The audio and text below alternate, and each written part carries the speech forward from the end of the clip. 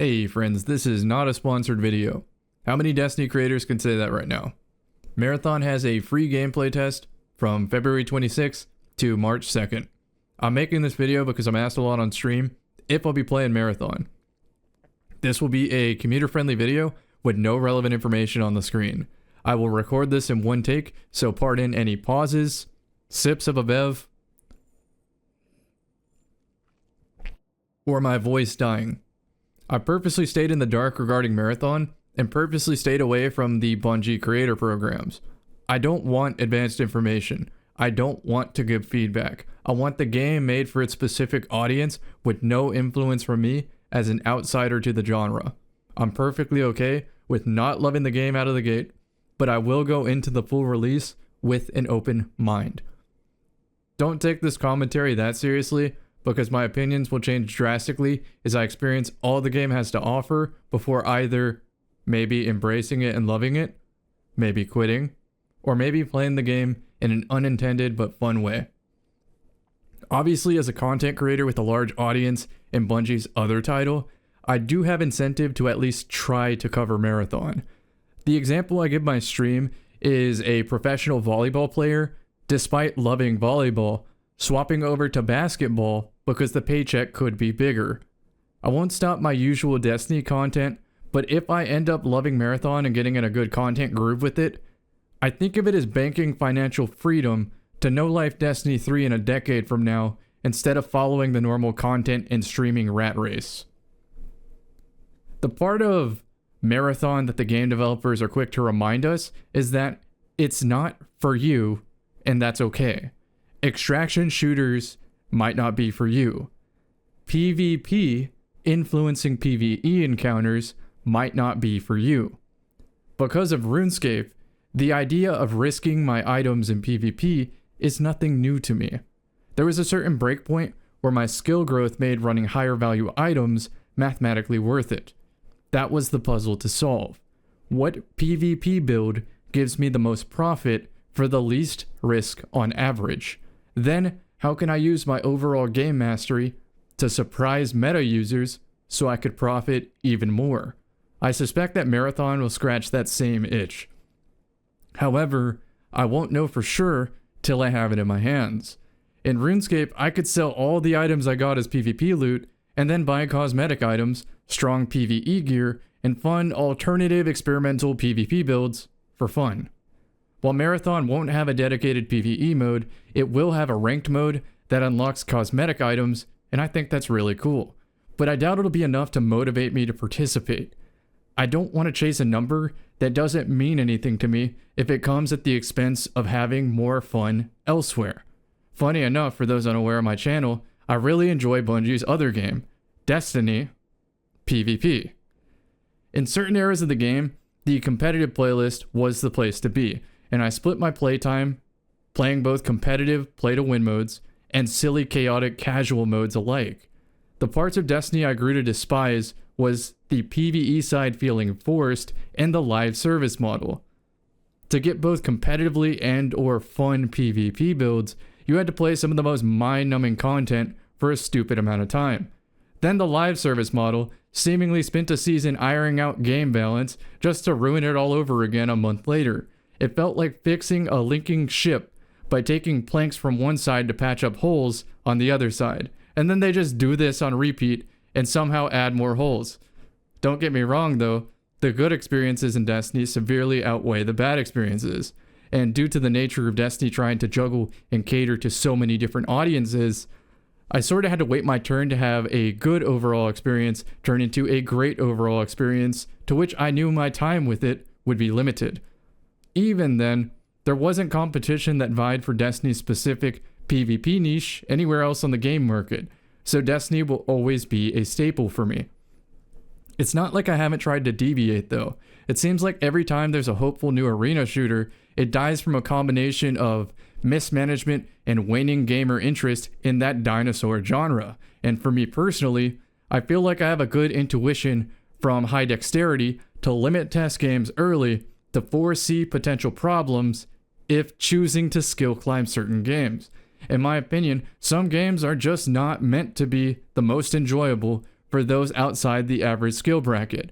So when I look at those games from the lens of a content creator trying to get the most viewer entertainment per hour played until that ratio isn't worth it, I also have to consider the presentation of the videos and the amount of editing to make a good, entertaining video. Majority of the time, it's not a financially smart decision to deviate from Destiny live commentary for me. What I like most about my content creation is getting better at the skill of live commentary and explaining how to force a win despite dire unfair circumstances, also known as asymmetrical gameplay, which seems to be the cusp of what makes an extraction shooter fun. You never know exactly how much someone else is risking. You can spin the coin and maybe feel like a god, or you can budget the coin and feel like a god slayer. There's a popular tweet going around where the Marathon game director described the difference between Destiny and Marathon. I know oftentimes these quotes are usually just offhand comments with no parsing or further elaboration. He said that Destiny is made for you to feel like a superhero. Marathon is supposed to make you feel like a survivor. I poked a little fun with a quote tweet and said, in Destiny, you have to survive lobby balancing. I'll elaborate on that now. I'm not going heavy into the skill-based matchmaking debate. It's an infinite money glitch for content creators, by the way. But know that I am a fan of skill-based matchmaking because I do enjoy facing high-skill opponents when other factors aren't compromised. Also, gamers are built different now.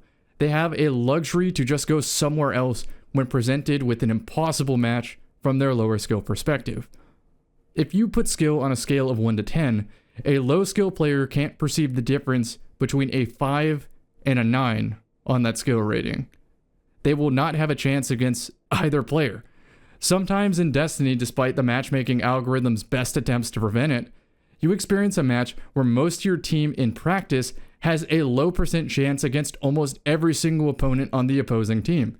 We're talking the kind of mismatch where if your teammates left the match, your chances of winning go up because there's less players for the opponents to score against. These kind of matches in both directions feel more common than they should, and it forces a very specific playstyle that doesn't feel like a superhero at all. You don't get to run the superhero and anime moment builds, or the great feeling gunplay builds that are the largest motivating factor to experience Destiny. You literally have to exclusively run nullification builds to combat the fact that the opponents have the luxury to not use their utility on your teammates, so instead, they save it for you in particular. It's one-sided mayhem.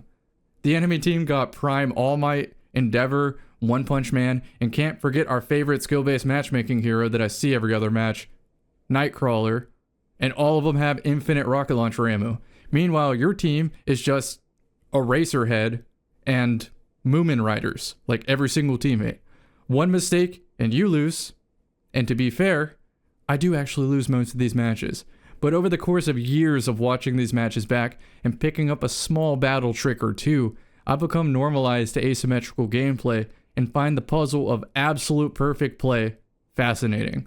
Like, it must be nice to have teammates that shoot things and acknowledge the presence of objectives. Must be nice. Anyway, what I'm getting at is that Syndrome quote from The Incredibles. When everyone is super, no one is. Power spikes don't feel like power spikes to me. They feel like gameplay interrupters. Like, I would love to get into an arena shooter gunfight with the opponent, but first I have to bait or nullify the whole kitchen sink before we get there.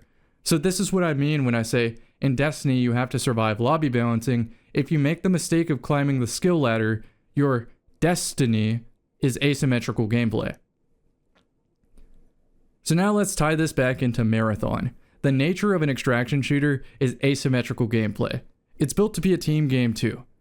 I'm not too excited about my success being tied to teammates when we all have to spend our precious time gearing to participate effectively. There's a layer of implied social friction that does not sound fun at all to me.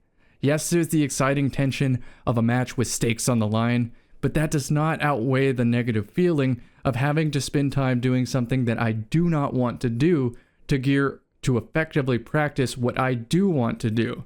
At least in Destiny, once the PvE band-aid is ripped off, you don't have to do it again.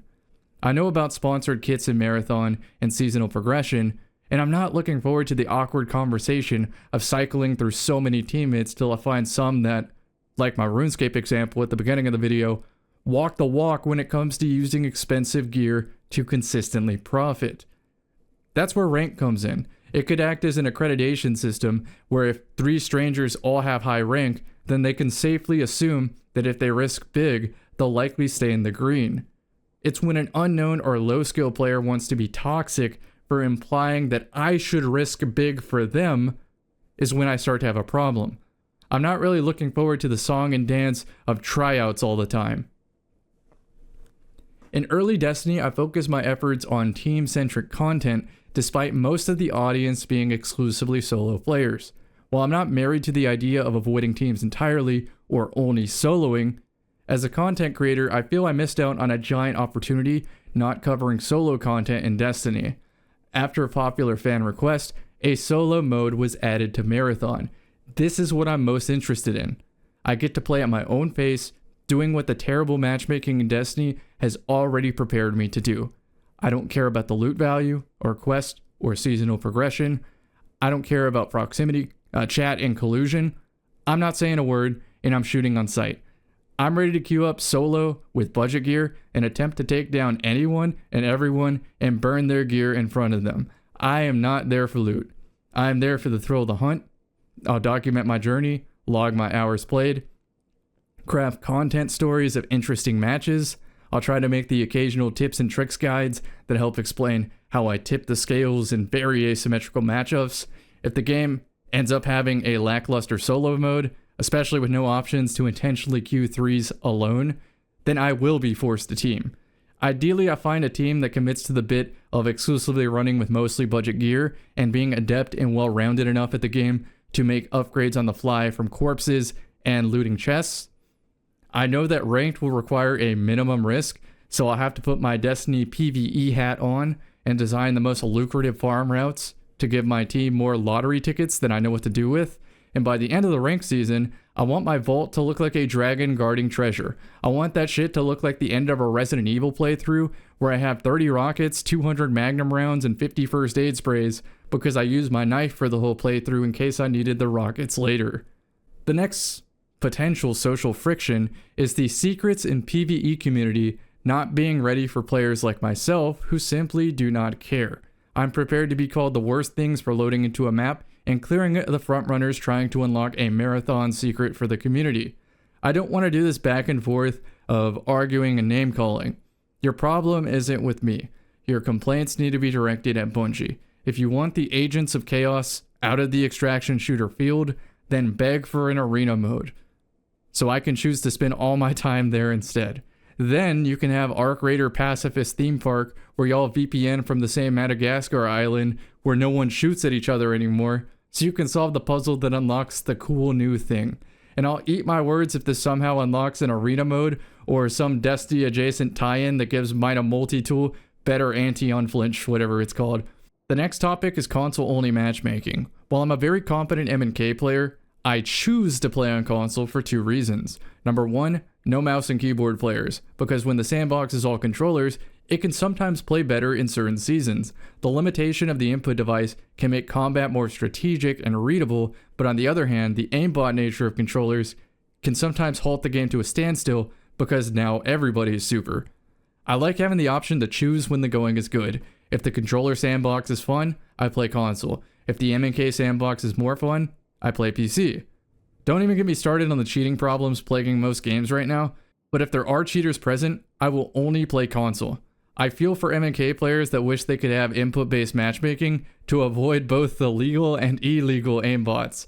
Finally, my PC is getting very old, so I don't have the frame rate that makes mouse and keyboard buttery smooth anymore. If Bungie creates some tournaments in the future, I will put the funds together to upgrade my PC so I can enter both divisions. The final topic is perhaps making a new YouTube channel in the event that I make a lot of marathon content, since the name of marathon scares Destiny players. Here's another word that scares Destiny players. Primary weapon. So it'll probably be fine whatever I choose. But anyway, I'd like to know your thoughts. At the very least, I could use an alternate channel or two for the other silly games I dabble in, and maybe some Gamer Boy ASMR. No, not really. Maybe. Maybe. Thanks for listening to my nonsensical commentary where all my opinions will change when Marathon releases. It'd be fun to watch this again in the future when my concerns weren't even slightly relevant to the peak season of Marathon in a year or two when it's all ironed out. See y'all in the next one.